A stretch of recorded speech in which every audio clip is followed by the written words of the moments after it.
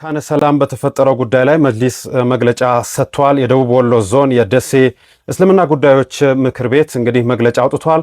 በአማራ ክልል በደቡብ ወሎ መካነ ሰላም ወረዳ መስከረም 23 01 2018 በመስጂድ ኑር ሀገር ለማፍረስ የተደራጀው ክልሉን እያመሰና ወዳልተገባ ሁኔታ እየወሰደ የሚገኘው ኃይል ፋኖ በወሰደው ሃይማኖታዊ ትንኮሳ በመስጂድ ውስጥ በመግባት በአሰቃቂ ሁኔታ በታወረ የታሪክ ትርክት የመስጂድ ኢማም የመጅሊስ አመራሮችና ካዲሞችን ወይንም የመስጂድ አገልጋዮች ገድሏል። እነርሱም ሸሂድ ሆነዋል ብሏል በመግለጫው ማለት ነው።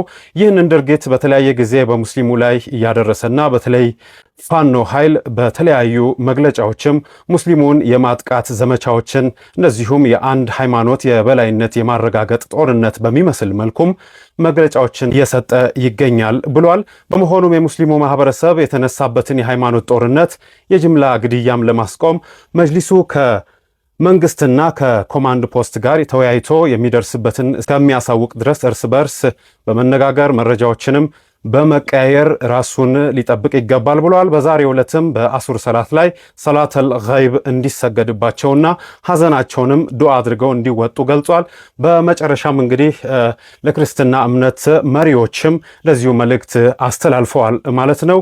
ይህ ጉዳይ አብሮ እንግዲህ የመኖር እሴትን እያጠፋ በመሆኑም በእናንተ ስምም እየታገልኩ ነው የሚለው አካል ወይም ፋኖ በሙስሊም አባቶች ላይ ያደረሰውን ድርጊት አውግዛችሁ ሀገርን በጋራ ወደ ተሻለ ደረጃ ብናሳድግ መልካም ነው ሲልም በመግለጫው ገልጿል።